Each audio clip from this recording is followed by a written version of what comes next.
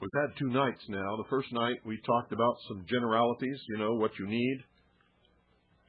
If we're ever attacked by a foreign country, if we're attacked by tyranny from within, if we're attacked by marauders and looters or rapists or whatever, and if you don't believe that happens, check out the last time that Los Angeles erupted in riots.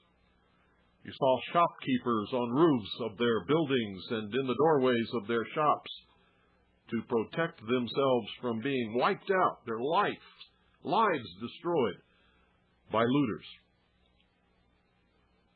And it was those shopkeepers with their guns that managed to save their business and their family from financial ruin.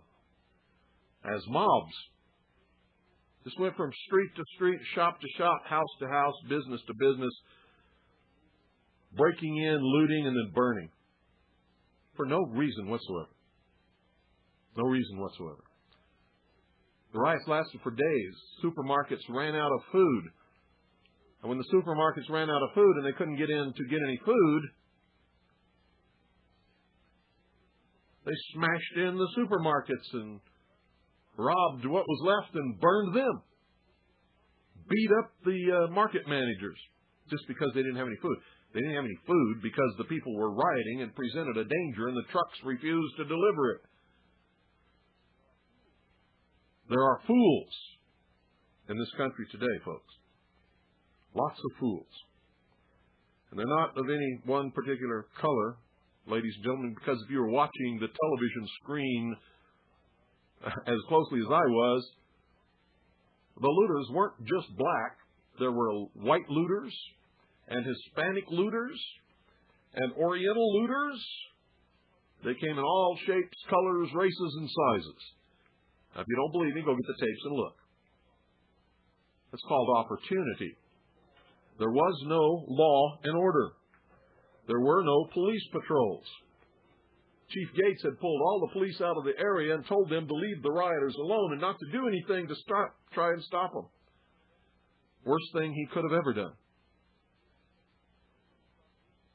The only way to stop looting is to shoot looters.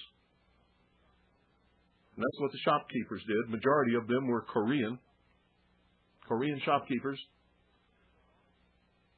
Took up arms to protect their investments, their shops. I don't know if they actually shot anybody or not, and I don't care if they did. It's okay with me. Because that's the only way to stop that kind of behavior, is to shoot the looters. And that's always been what's been done in the past in this country and in other countries.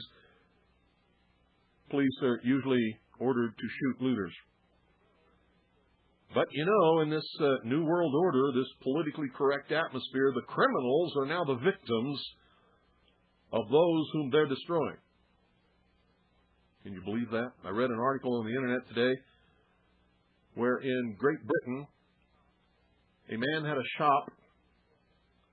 Burglars broke into his shop with weapons and were beating him and stealing from him and breaking windows and breaking merchandise. And he shot one of them. Now he's in prison, and the government, in the form of the Home Office, is consulting with the man he shot to determine what his prison release date should be. Now, folks, that's just plain insanity. That's backwards. That's upside down. They've stood the law on its head. In this country, they've completely perverted the law. The government is totally out of control. And I'm talking about the federal government. Some state governments are also, ladies and gentlemen. But the federal government is completely out of control, operating under the color of law outside their jurisdiction, enforcing laws that don't even exist. When you challenge them to show you the law, they can't, they won't.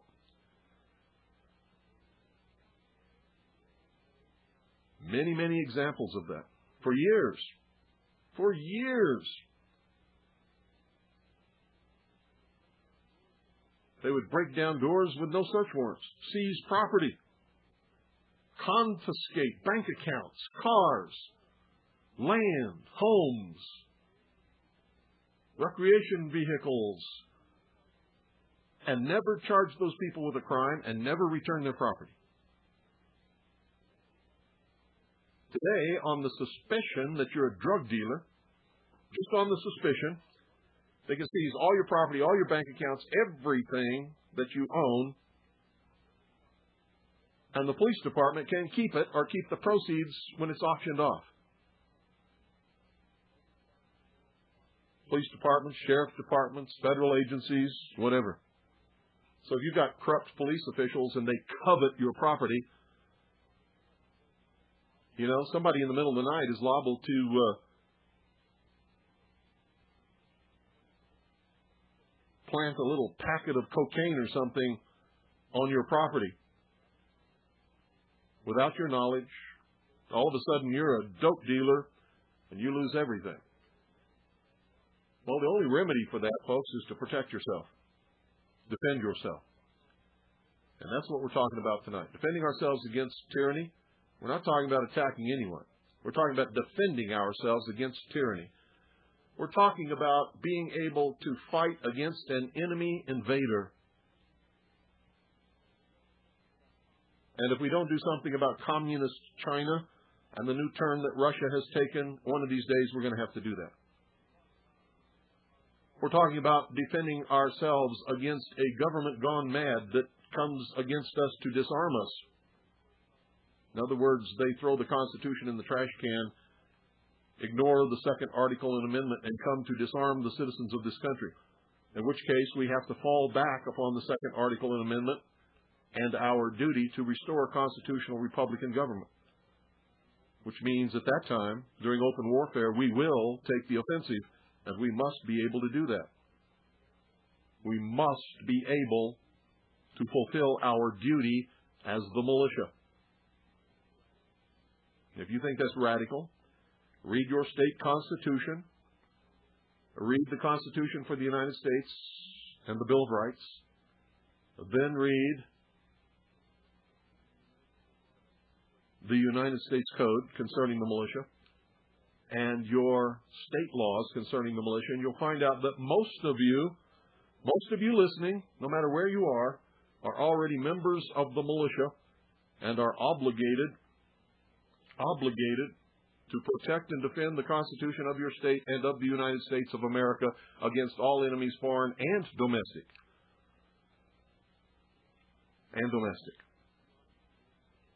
If you are between the ages of 17 and 45, and if you've ever served in the armed forces, any of the armed forces of this nation or the National Guard, then you are members of the militia by law until age 63.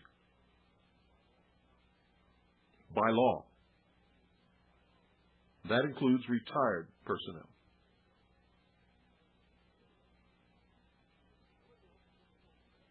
Nobody else has ever told you that. Nobody else ever would, and you'd never know it if you hadn't listened to this broadcast or visited our website at williamcooper.com. Tonight, we're going to go a step farther. We told you what you needed. You need one assault rifle, what's called an assault rifle. An assault rifle is just a semi-automatic rifle of any kind. That's what they call an assault rifle today. Actually, an assault rifle is any rifle used to assault somebody. Any rifle. An assault weapon is any weapon used to assault somebody. If you assault somebody with a shovel, that becomes an assault shovel. That's the truth of the matter. They use these terms to demonize certain weapons and certain people. Nothing is an assault weapon until it is used to assault somebody. And that's the truth. But generally what they call today an assault weapon is any semi-automatic rifle. You need a semi-automatic rifle for short-range fighting. The construction of a semi-automatic rifle does not make it accurate at long ranges. Now, there are some exceptions to that rule. Some semi-automatic rifles have been accurized for match performance. And those rifles are extremely accurate out to some pretty hefty ranges. But most off-the-shelf semi-automatic rifles are not accurate at long ranges, and you wouldn't want to use them for that. They're good for anywhere from you out to about 300 yards. Out to about 300 yards. That's generally the maximum accurate range that you can use a semi-automatic weapon. There are some, very few, but there are some semi-automatic weapons that you can take off the shelf and still get reasonable accuracy out to about 500 yards. For long-range shooting, you need a bolt-action rifle. A bolt-action rifle. Minimum of 30 caliber if you want that bullet to do any damage when it hits. Minimum 30 caliber. 30 caliber includes .308, includes 30 anything.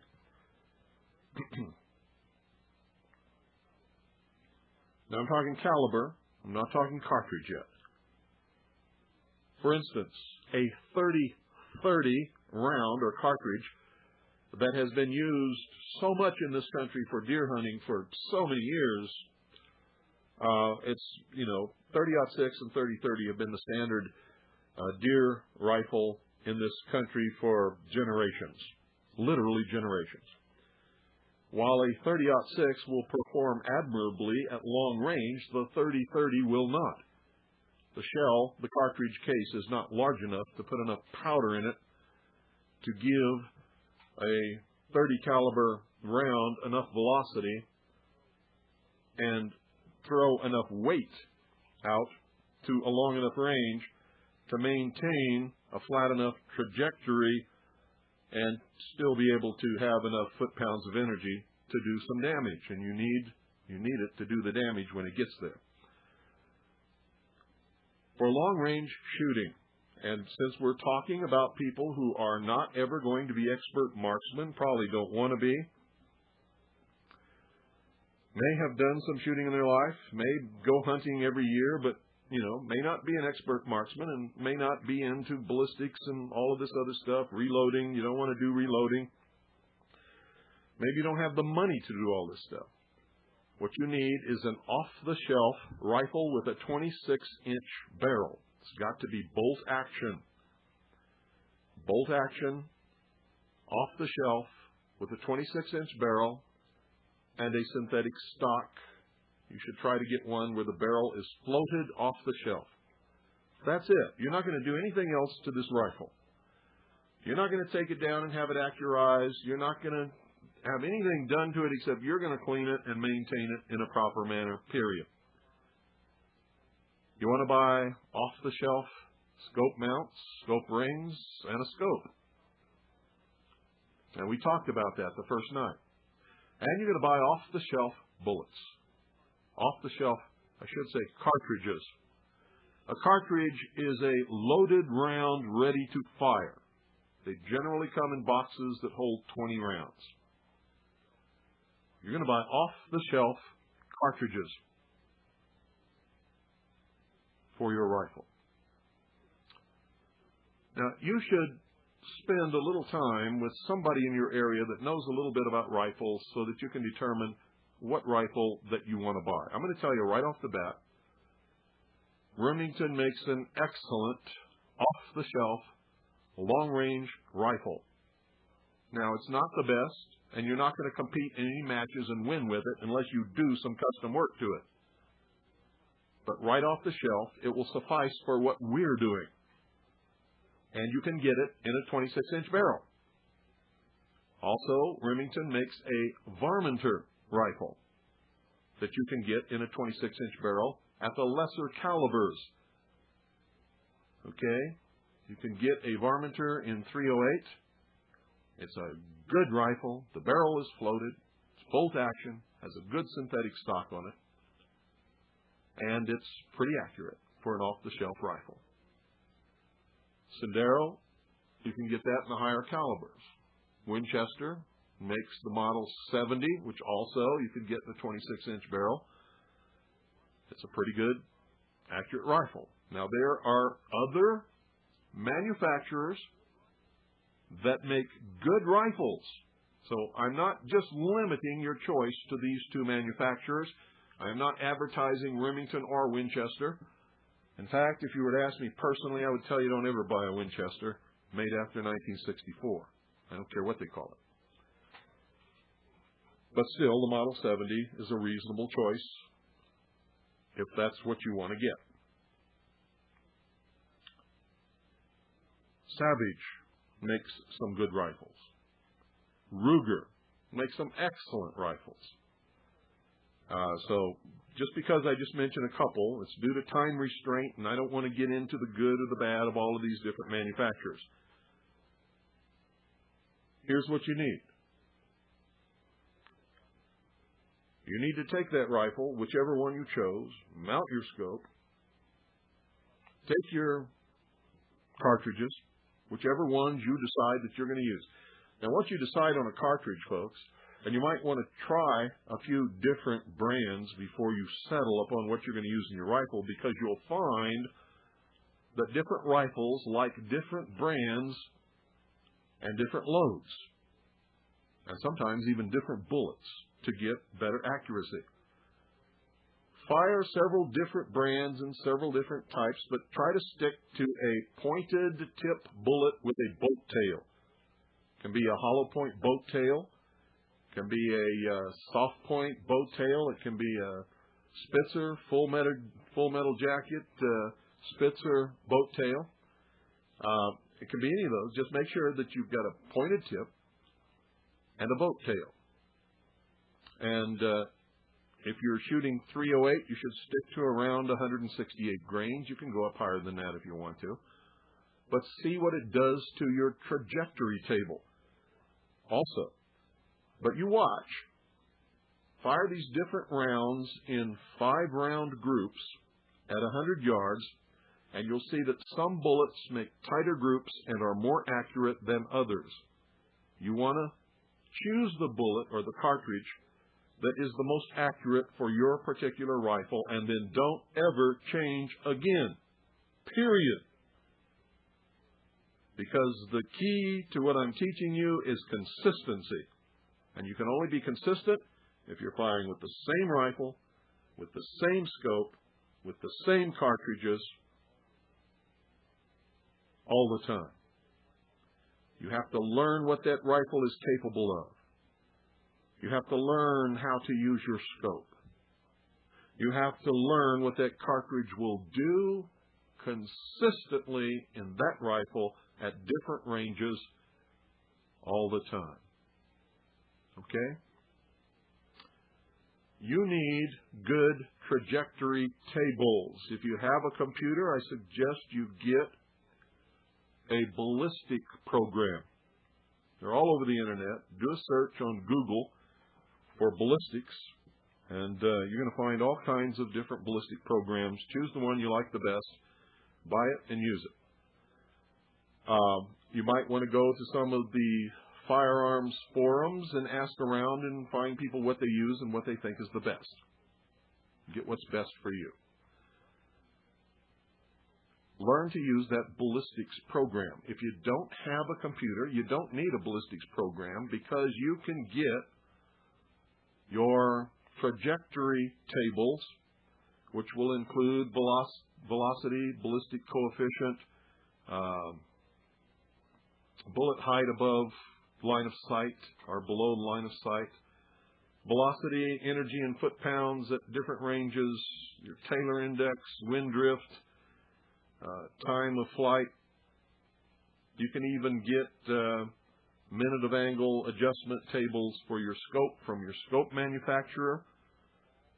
But write to or call the company that makes the cartridges that you've decided to use, and they will tell you how to get a hold of all of the tables that you need for that cartridge for the length of barrel for your rifle. And they'll help you. Get those tables and use them. Now, it's best to have your tables in 25-yard increments if you want to really see what that cartridge is going to do. Now remember, the way they test those cartridges in the factory and get their tables is from firing in a locked-down barrel that doesn't move with recoil. Now, if the barrel doesn't move with recoil, that means what normally would be spent on you, on your shoulder as recoil, is still behind the bullet. So their velocities are going to be a little bit faster than what you're going to actually get with a rifle against your shoulder, because you can't keep that rifle from pushing your shoulder back. I don't care how strong or tough you think you are. You can't do it. The only way to do it is lock it down in a table that is securely fastened to the floor, that is solid and rigid and won't move. Okay? Some bench rest shooters do that stuff, but you're not going to do it. No way. You're going to be out fighting a war. You're not going to be carrying bench rest tables around with you. At least I hope you're not. If you are, you're not going to live very long. Now, I'm going to talk about my rifle tonight because I know about my rifle, and you're going to use tables for your rifle.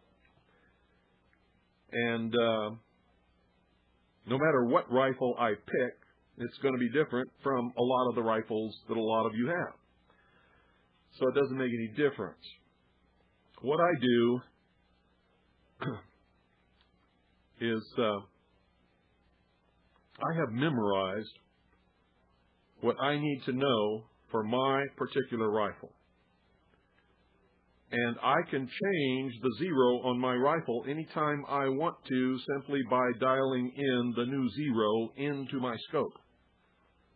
And you'll learn to do that at some point later in this series of broadcasts that we're going to do on shooting, and they may not always be in a row. In other words, we may not have another broadcast on shooting for a week or two. So pay attention. Okay? My rifle is a .375 H&H Magnum Ackley improved, which means I can't buy cartridges off the shelf. Nobody makes them, to my knowledge. Somebody might, but if they do, I don't know about it. And I wouldn't do that anyway, because I'm a reloader, and I like consistency, and I know that unless I do everything absolutely perfect and weigh everything and only accept bullets within a certain weight limit and cartridges that are, perfectly trimmed to put my bullet at a certain place,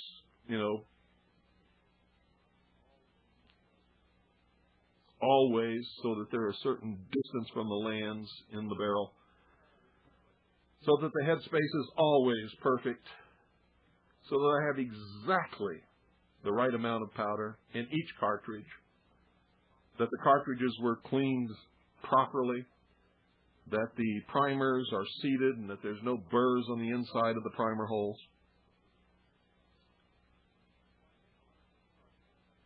And so I make my own cartridges.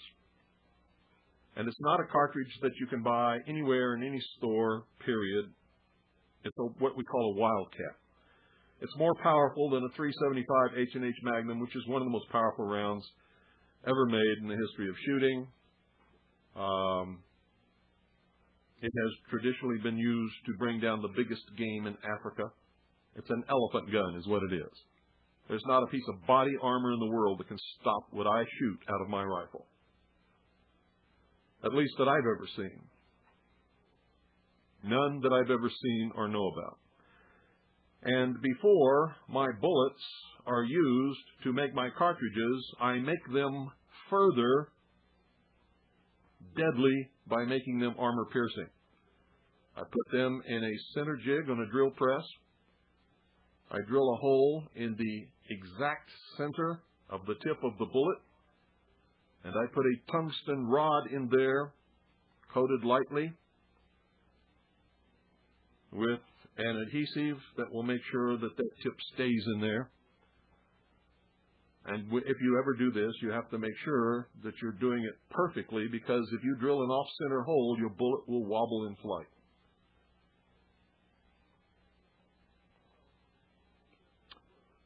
So, even if there were a piece of body armor in the world that might stop a .375 H&H Magnum Ackley improved 300 grain Spitzer boat tail bullet, when I get through with it, there's not. In fact, this bullet, when I'm through with it, will do just about the same thing as a .50 caliber bullet will do, except it doesn't have the range. It doesn't have the range of a .50 BMG. Now, just to give you an example, when I fire this bullet, it's a 300 grain bullet. That's a big bullet, believe me. The velocity at the muzzle is 2,870 feet per second. The energy at the muzzle in foot-pounds is 5,486 foot-pounds of energy. Now, when that bullet reaches the type of ranges that we're talking about, for instance, we're talking about 700 feet on this program, on this broadcast for what we're doing. When that bullet, 700 yards, when that bullet reaches 700 yards, it still has 1,767 foot-pounds of energy, and it's still traveling at 1,629 feet per second.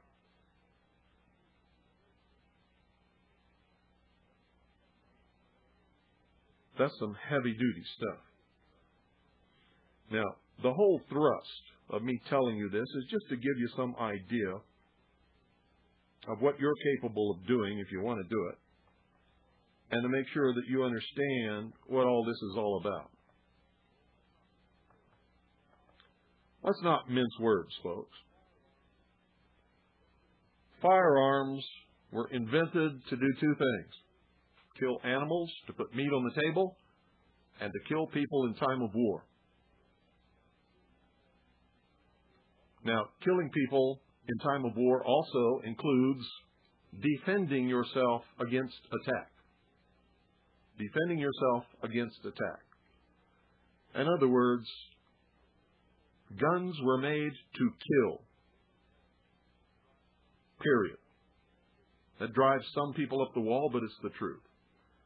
It levels the playing field, which is why the Founding Fathers gave us the right to keep and bear arms in the second article in amendment, because a people without guns facing an enemy or a tyrant with guns are helpless, are enslaved, are killed, are wiped off the face of the earth. Just think how different history might have been written if the Jewish people in Europe had not had an aversion to owning and using firearms. Just think what would have happened if the Jewish people had banded together to defend themselves against what Nazi Germany brought against them. Now, if you think that might not have changed the course of history, study what happened when just a handful of Jews in the Warsaw Ghetto took up arms against their German captors, and Germany, Nazi Germany, had to divert 3 entire divisions of troops to put down the Warsaw Ghetto uprising. 3 divisions. There have been military historians who have actually claimed that if Germany had not diverted 3 divisions to put down the uprising in the Warsaw Ghetto against just a handful of starving Jews who had guns, Germany may have been able to prolong the war for many months, or maybe a year or 2 later, or even may have been able to recover from their losses and may have won the war. So this is not far-fetched at all. It's the truth. They may have been able to engage the Germans on another front and cause the war to end years earlier. Because remember, the persecution of the Jews started in the 30s. If the Jews had resisted with the force of arms during the 30s, before World War II even started, there may never have even been a World War II. And that's why I find it so absolutely incredible to learn that the Jewish people are doing the same thing all over again, for the most part, in this country. Now, not every Jewish American is against the ownership of firearms. We know that. There are many Jewish people who hunt, who believe solidly in the Constitution and in the Bill of Rights and the Second Article and Amendment. Aaron Zellman, my good friend, started Jews for the Preservation of Firearms Ownership and has done an awful lot about changing the minds of many people about firearms ownership and the reason the Founding Fathers gave us the Second Article and Amendment. So it's not radical to own firearms. It's not extremism. It is damn intelligent. Damn intelligent. That is, if you care about your life, if you care about the lives of your family members and your neighbors and your friends, if you really, truly care about eventually making the world safe for people to live in. Because governments won't stop doing some of the stupid things they do until people learn how to keep them in their cage where they belong. And that's really important in this country. So, you've got to be able to hit what you shoot at.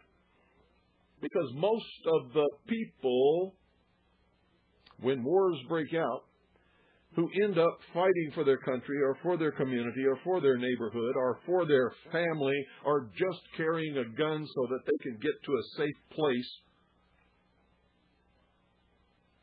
have never had to use a firearm before in their life. And the whole gist of these programs is to make sure that when you take up arms in defense of your family, your community, your state, or your country, that you can do justice by yourself and by those that you're with fighting and hit whatever you're aiming at. Now, you can't use the system that I'm teaching you if you're going to go deer hunting or elk hunting. That deer or that elk is no threat to you.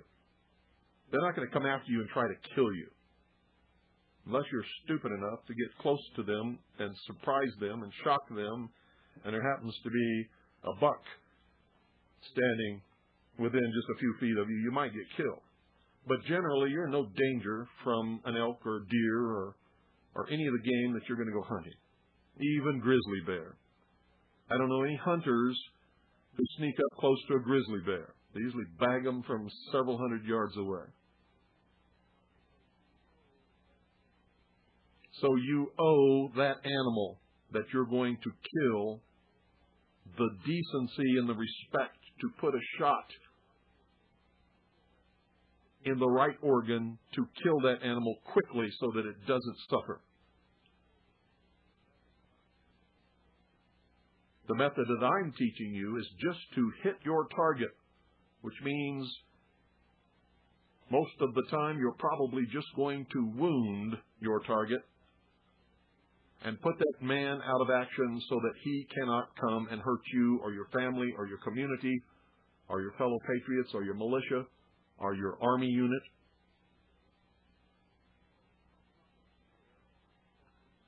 And you're not going to care if he's suffering, because given the same chance, that man would do the same thing to you in a heartbeat, because he's your enemy. So don't go feeling sorry for him. The only time you should feel sorry for your enemy is if you are a tyrant and oppressor, and by the very nature of your being, that tells me that you wouldn't. If you're the victim of attack or oppression, don't feel sorry for the enemy. Do what you have to do to stop them, to inflict as many casualties upon them as you possibly can, so that they cannot hurt you or your family or your neighbors or your community anymore. And that's what I'm teaching you. Take an off-the-shelf rifle, off-the-shelf scope, off-the-shelf cartridges, and be effective out to 700 yards. And you will do it. Now, here's what I know about the average soldier. that I ever served with. Now, if we should be invaded by the Chinese, they're much shorter than we are, and you're going to have to tighten up these figures. So understand that. But for the average Caucasian soldier, or black soldier, or Hispanic soldier, here's what you're going to have. 29 inches from crotch to shoulders. That's the length of the human torso of the average soldier, 29 inches. And I'm giving a little leeway. I'm giving a few inches leeway. And from the crotch to the top of the head is 41 inches. You need to know those two things. If you think you're going to be shooting at somebody shorter than that, or if you know you're going to be shooting at somebody shorter than that, you have to mentally adjust what you're doing. Okay? So I plug these figures in to my ballistics table, and I come up. I want to give myself some more leeway. So I do not want my bullet to drift above the line of sight. Now, you have two lines when you're dealing with a rifle. One is the line of the bore, and the other one is the line of sight. The line of the bore is where the barrel is pointing. Now, a bullet will never go where the barrel is pointing. It will go toward that direction until it leaves the end of the barrel, and then it will begin to fall. So the farther away you want to hit a target, the higher you have to lift the barrel. In other words, you're going to lob your bullet in a parabolic arc that's going to come out the end of the barrel, travel up, just like an outfielder throws a baseball to home plate. Have you ever seen that? He doesn't throw it straight at the catcher.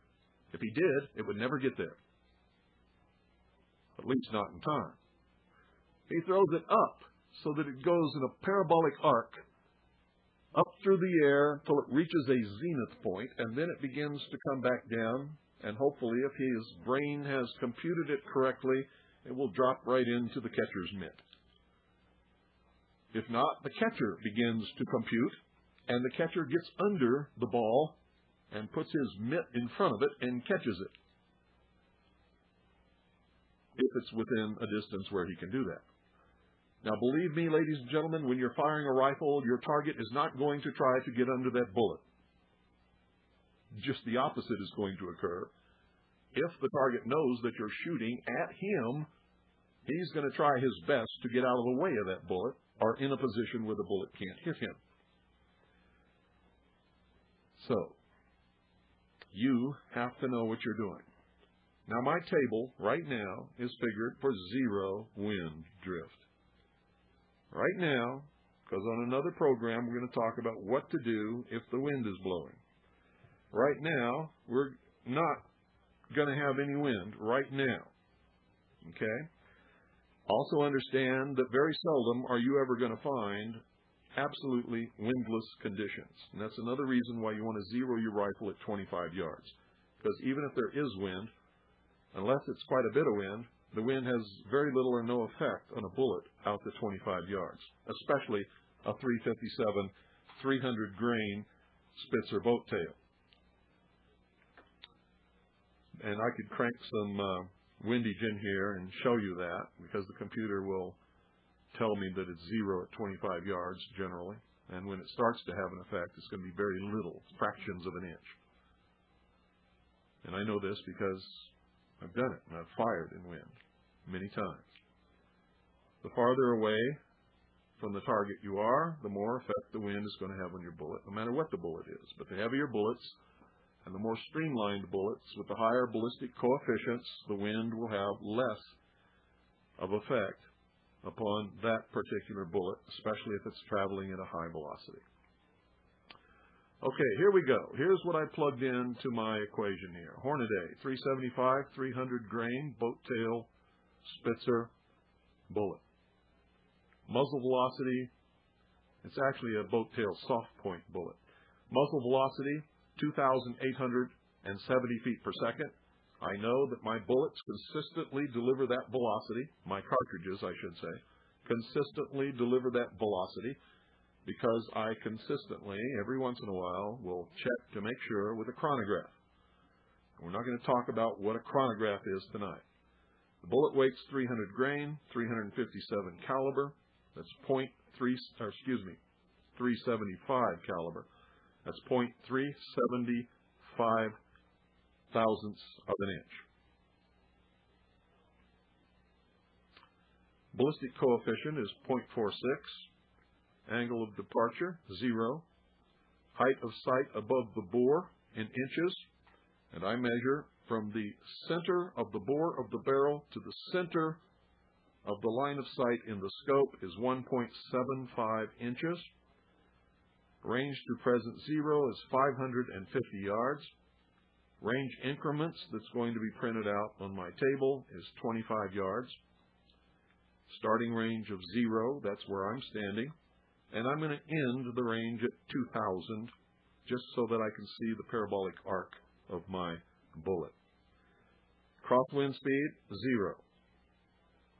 Now, when I fire my weapon at 0 range, the bullet height is 1.75 inches beneath the line of sight, because that's what I measured from the center of the scope to the center of the bore. At 25 yards, the bullet height above the line of sight. Now remember, the line of sight is where I'm looking through the scope. In order to hit my target at 550 yards, the way I have zeroed the scope is that the bullet is actually pointed up when I fire, because adjusting for a 550-yard zero has made my crosshairs, put my crosshairs in a position where it's pointed directly at 550 yards, which puts the barrel in an up attitude so that when the bullet leaves the barrel at some point, it's going to cross up over the line of sight. Now, a better way to think of it, so that you don't get confused about bullets rising, because they never do. The bullet is going in the direction it was pointed. What we're doing is cutting the line of sight through the parabolic arc of the bullet's path directly at the target, and that's the way you should always think of it. The bullet is not going up.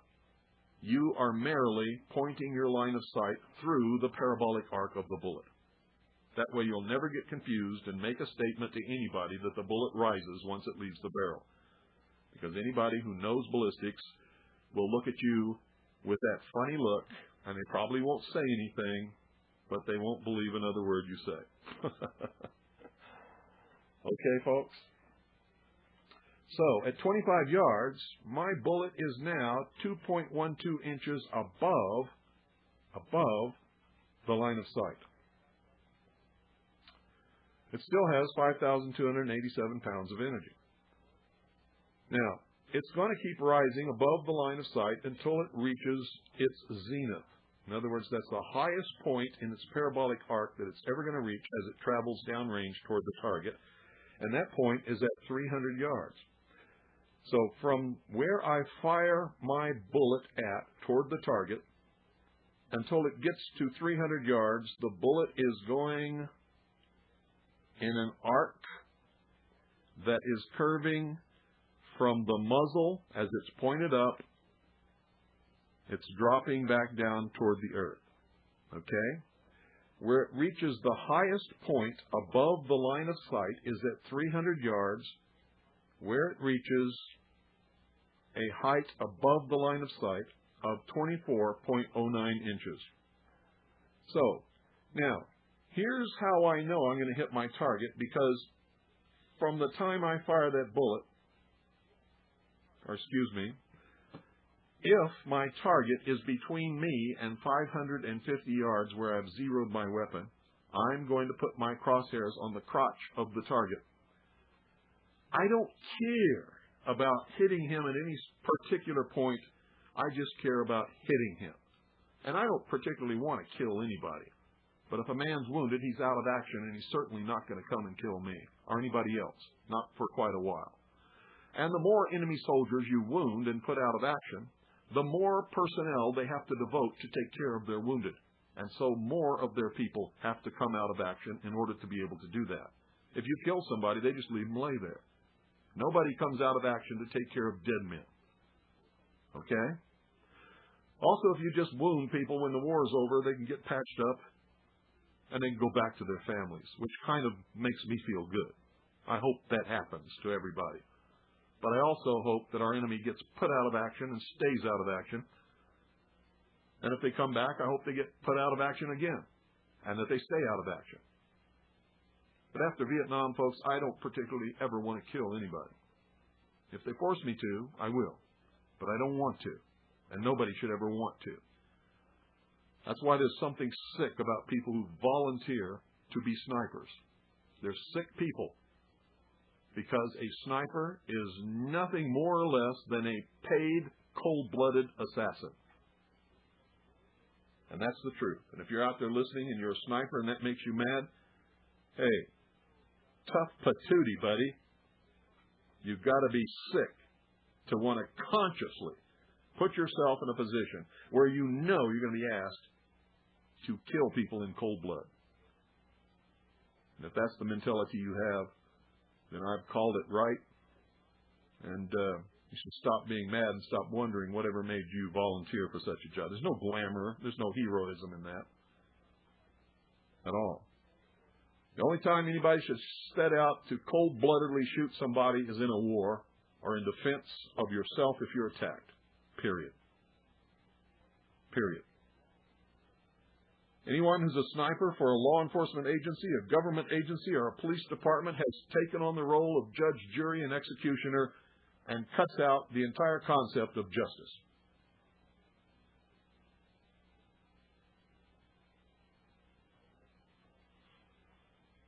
If you don't like that, that's tough. It's the truth. Cold, hard truth. So here we go. I said when I set out, I was going to have a trajectory that between me and my zero,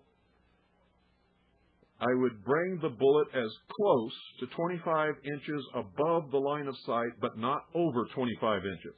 And what I've come up with is at 300 yards, the highest point the bullet is ever above the line of sight is 24.09 inches.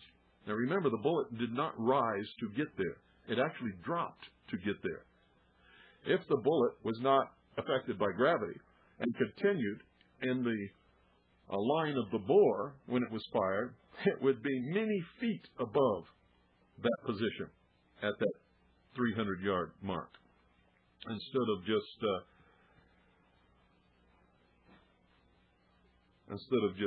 24.09 inches.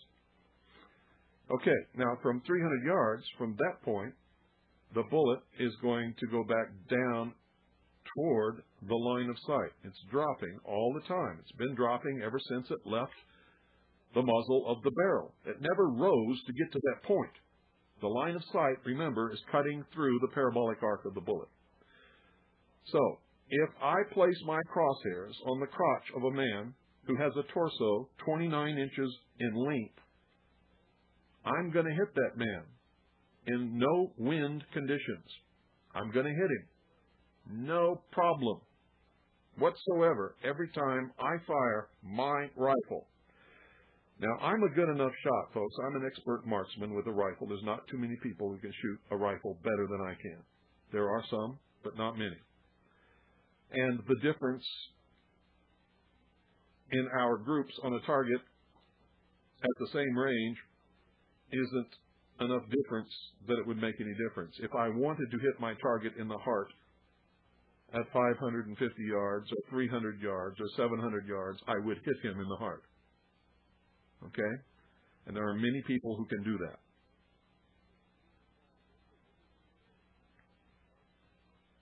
Most of you better not even try. Now, I hope you can see the concept of why I have figured it this way. I don't have to memorize anything from me to 550 yards. I do have to remember that my zero is 550 yards. And when I get real close to my zero, I don't have to hold under anymore. I can put the crosshairs wherever I want, and that's where my bullet's going to hit. Now, most of you with an off-the-shelf rifle are not going to hit exactly where you're aiming at that range. But if you're shooting like I'm teaching you to shoot, you will hit somewhere in the torso. And that's what you want to do, and that's why I'm teaching you this. Now, once the bullet goes beyond 550 yards, where I zeroed my rifle, now I have to shift my point of aim. And all I have to remember is this, folks. With my particular rifle, beyond 550 yards, all the way out to 650 yards, I shift my aim point to the hollow of the neck, directly in line with both shoulders. Because after 550 yards, my bullet begins to drop below the line of sight. At 575 yards, for instance, the bullet will hit 5.47 inches below where my crosshair is placed at the hollow in the throat between the two shoulders. At 600 yards, it will hit 11.61 inches below that point. At 625 yards, it will hit 18.44 inches below that point. At 650 yards, it will hit 26 inches below that point. And then I have two more places, or two more points that I have to remember. Okay? So here's all I have to remember. My zero is 550 yards. Between me and 550 yards, I place the crosshairs on the crotch of the individual I'm shooting at. At 550 yards, if I want to, I can put my crosshairs anywhere, and that's where my bullet's going to fall. Beyond 550 yards, out to and including 650 yards, I want to put my crosshairs on the hollow point of the throat between the two shoulders. Beyond 650 yards, I want to put my crosshairs exactly, ladies and gentlemen, 10 inches above the top of the head. And that's it. That's it, because our limit of where we're going to shoot is 700 yards. And at 700 yards, the bullet drops 43.45 inches. Okay? Timed that just about right, because we're just at the end of the broadcast. How about that? So, I hope you're learning from this, and I hope you understand what this is all about and what it is that I am actually trying to teach you. And all of this is available to anybody, if they want to learn it, on any firing range or probably 500 million books in any library. You can put this information together from any reloading manual, any ballistics tables, any trajectory tables, but most people don't have the common sense to figure out what I've told you tonight. You don't have to memorize all these tables. I know guys that think they're going to get in a war, and they're going to be trying to hit somebody everywhere they put the crosshairs. They've never been in a war. They don't know what happens to them in a war. They don't know that the enemy is not going to be cooperating with them in a war. They don't know that they're going to get excited and sometimes scared, and the adrenaline's going to be rushing in a war. And all you need to do is hit the target. Period. But these guys are memorizing the ballistics tables and the trajectories for every 10 yards out to 700 yards. And they don't need to do that. All you need to know is what I taught you tonight. And you may not need to know that much if you have a rifle that fires a flatter trajectory at a higher velocity. Now remember, you have to have velocity. You have to have a good ballistic coefficient. And you have to have a bullet that weighs enough to deliver a lot of foot-pounds of energy when it hits the target. Whatever you get and whatever you use. And last but not least, it doesn't do any good at all if you don't hit the target. So what I've taught you is a surefire way in absolutely no win condition to hit your target every single time you pull the trigger. And once you hit the target, get the hell out of there. And I mean, like right now. Remember, in a war that we're going to be forced to fight as civilian militia, you should never fire more than 2 shots from the same position, and you better fire them rapidly, one behind the other. And then move quickly. Get out of there fast. Good night, folks. God bless each and every single one of you. Good night, Annie Pooh and Allison. I love you.